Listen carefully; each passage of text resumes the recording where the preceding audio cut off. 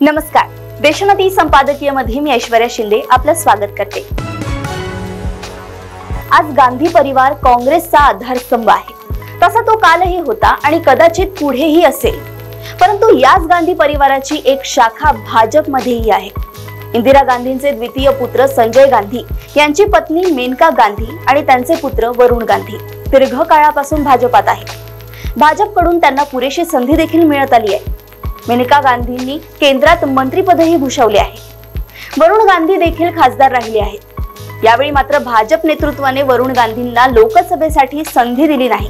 गेल्या काही दिवसांपासून वरुण गांधी मोदी सरकारच्या काही धोरणांचा निर्णयांचा उघड विरोध करीत असल्यामुळे कदाचित त्यांना संधी नाकारण्यात आली असावी। विशेषतः शेतकरी आंदोलनाच्या संदर्भात वरुण गांधींनी आपल्या सरकारला 4 शहाणपणाचे शब्द सुनावण्याची हिम्मत केली होती।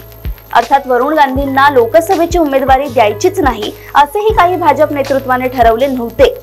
त्यांच्या उमेदवारी संदर्भात स्वतः पंतप्रधानांनी त्यांच्याशी चर्चा केली होती, हे आता त्यांनीच उघड केले आहे। वरुण गांधी यांनी रायबरेलीतून निवडणूक लढवावी अशी पंतप्रधानांची इच्छा होती। रायबरेलीतून त्यांचा पराभव झाला तरी त्यांचे योग्य राजकीय पुनर्वसन करण्याची हमी देखील पंतप्रधानांनी दिली होती। परंतु वरुण गांधींनी परिवारातील संघर्षाला सरकशीचे स्वरूप देण्यास आपला ठाम विरोध असल्याचे सांगत पंतप्रधानांची विनंती अभेरली। गेल्या काही दिवसांपासून पंतप्रधान तसेच अमित शहा आणि भाजपामध्ये जे.पी. नड्डा सातत्याने वरुण गांधींना रायबरेलीतून निवडणूक लढवण्यासाठी आवाहन करीत आहेत।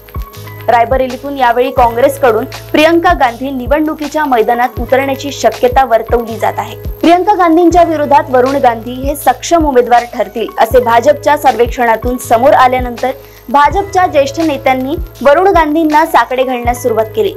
परंतु कौटुंबिक संघर्षाला चावडीवरच्या भांडणाचे स्वरूप येऊ देणार नाही या भूमिकेवर वरुण गांधी ठाम राहिले, किमान अद्याप तरी ठाम आहेत। त्यांच्या या सभ्य नकाराची सध्या राजकीय वर्तुळात बरीच चर्चा आहे। उद्या प्रियंका गांधींनी निवडणूक न लढवण्याचा निर्णय घेतला किंवा रायबरेलीतून न लढण्याचा निर्णय घेतला तर भाजप वरुण गांधींना तिथून संधी देणार का हे पाहावे लागेल। अशाच राजकीय घडामोडी व अपडेट सोबत पुन्हा भेटूया देशोन्नती संपादकीय मध्ये। बघत रहा देशोन्नती। नमस्कार। ठळक घडामोडींसाठी देशोन्नती न्यूज चॅनलला सबस्क्राइब करा आणि बेल आयकॉन प्रेस करा।